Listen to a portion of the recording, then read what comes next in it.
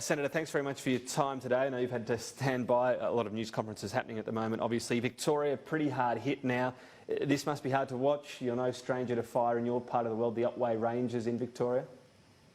Yeah, it's devastating, Tom. I mean, people are grieving for the loss of loved ones, brothers, sisters, mothers, fathers who have been killed in these tragic fires, people homeless, loss of livestock, countless animals killed, millions, some species pushed to the brink of extinction. It's a social, economic, environmental catastrophe. And of course, the great tragedy, Tom, is that we were warned, the Prime Minister was warned. He had the fire chiefs begging to meet with him to advise him of the summer that was to come. He ignored them. Instead, he chose to disappear in the middle of the fires. His office lied about it. He came back. He's continued to minimise and downplay these fires. He told us to focus on the cricket, not on what was unfolding in almost every state in the country. It's a tragic failure of leadership. And of course, we know sitting underneath these unprecedented fires is the issue of dangerous climate change. We've got a Prime Minister who continues to lobby for the coal industry. We know that coal is the single biggest cause of climate change. We know that these fires are fuelled by climate change. We need to learn the lessons from this time. Obviously, in the immediate response, we have to do everything we can. But we need a national response, not one that leaves it up to each state to go it alone. We need to make sure we've got a better approach to land management, and of course, most importantly, we've got to have strong action on climate change. That means not one more new coal mine built in Australia. I want to get to the other aspects in a moment, but on land management, because you live on the land, yes. In a practical sense, what do you think can be done? What are some of the lessons emerging out of this particular fire threat in terms of the fighting and the short-term prevention measures? Well, everybody supports hazard reduction burning. There's not a politician in the parliament that doesn't support hazard reduction burning as a tool to try and reduce the risk to property and life. The challenge is that because our bushfire season is now starting earlier and finishing later, that what we have is a very narrow window in which to do it safely. Look, we need a Royal Commission into these fires so that we can look at how we improve our land management practices. That has to be resourced, and one of the concerns we've got is it hasn't been resourced appropriately. But if the government's not prepared to have a comprehensive Royal Commission so we can learn what needs to be done when it comes to land management and indeed emergency response and climate change, then we'll push for a parliamentary commission of inquiry when we return to the parliament. We have to learn the lessons of this. This is not something that's going to help in the immediate response, but certainly something we have to learn from if we're going to make sure, as we heard from Ken Lane in your recent press conference, this is the new normal. These fires are unprecedented, but they will be with us into the future, and we cannot respond in the ad hoc way that we've seen from this Prime Minister. So the lessons as well, in terms of those elements of hazard reduction, does everything go on the table there, including approaches as to whether you're prioritising sometimes threatened species and habitats, or saying we can't afford this large tract of land to be totally unburnt? When you're talking as well about individual properties, I know in Queensland in particular, farmers complain about not being able to chop down trees on their properties when they're relatively close to the homestead themselves. All these things, you're happy for all of them to be on the table? Look, it's got to be a discussion based on science and informed by the experts, Tom, but let's not get sort of sucked into what is a ploy from the Prime Minister and his climate deniers in the government, that what's going on here is because of a failure of hazard reduction burning. I just wanted to assess the different elements of it. I'm going to go into climate in a moment, but I'm just ascertaining all those sort of elements. Previous approaches where we might have said, hey, this species is important, we need to keep it, that we sort of even need to be brutal and reassess some of those elements, perhaps. Obviously, it's a discussion based on science, on expertise. We hear from fire experts. But the bottom line, Tom, is that we were warned about this many months ago by fire chiefs, and the Prime Minister effectively gave them the middle finger and said, I'm not meeting with you. He was derelict in his responsibility to keep the country safe and tried to fob this off onto the states. This isn't a state issue, this is a national crisis.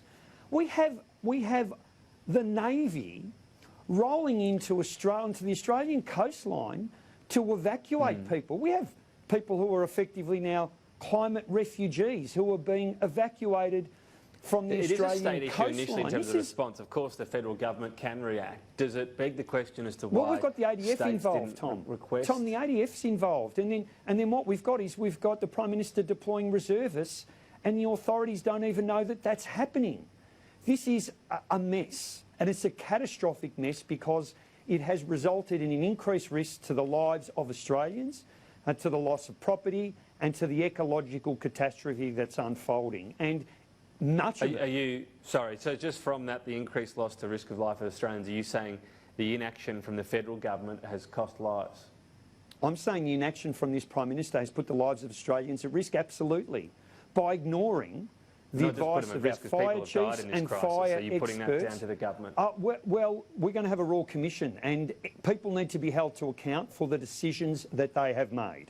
And if the government's not prepared to go with the Royal Commission, we'll move for a parliamentary commission of inquiry with Royal Commission-like powers so that we never make these mistakes again and we hold people to account for the decisions that they have made. You've tweeted today, Richard Di Natale, that Scott Morrison is unfit for office. You cited the climate crisis amongst that. He did take to an election his climate policy only 8 months ago, and the voters said, yes, you can have office with those policies. That's worth pointing out, isn't it? Well, the reality is that this is a Prime Minister who runs a government that is dominated by climate deniers, and their climate denialism has resulted in Australia facing this catastrophic threat. I mean, he brought a lump of coal into the parliament, waved it around as though it was some big joke, when we know that the mining of coal is the single biggest cause of climate change. He's proposing to go to India. I mean, I note that he's cancelled or at least delayed that trip to India to go and spruik for one of the world's biggest coal mines. Now, if this isn't a wake-up call to Scott Morrison and the climate deniers in his government, then we need to do everything that we can as a parliament to hold him and his climate-denying government to account. The reality is... The Greens obviously trying to... Just want to ask you this. The Greens are trying to get Australia to reduce emissions further, obviously, and you've said only last month that you've reached out to Labor. Is that in the spirit of genuine compromise on the Greens side? Absolutely. Look, Tom, our policies are well known. We want a plan to phase out coal. We want to do it rapidly. We want targets based on science. But right now we've got a government that refuses to act, indeed worse than that, parades itself on the international stage and undermines global action. On one hand they say we can't do it alone, and then they head off overseas and undermine global action. This is a government that needs to be held to account. You know, I wasn't a fan of John Howard, but in the Port Arthur gun massacre, he rose to the challenge. What he said was, this is something that needs immediate action. We had a cross-party response. We had strong gun control laws implemented. He took on people on his own side at some political cost, and we emerged with laws that help keep people safe. Scott Morrison could do the same, and in a crisis, that's what a leader does. Instead, this bloke has been stubborn, he's been patronising, he's been telling people in regional Australia, look, relax, this is what happens in Australia. Well, this is not what happens in Australia. This is unprecedented. In Australia, we don't have the Navy rolling into Australian territory to evacuate Australians who have spent a night on a beach fleeing from fire. Okay. That's not what should happen in a country like Australia. I just want to get as well to that compromise you mentioned, though, with Labor. So you've got a zero emissions policy by 2040. Is that something you'd budge on at all if Labor said maybe we can make it 2045 and you map out the path on how you get there?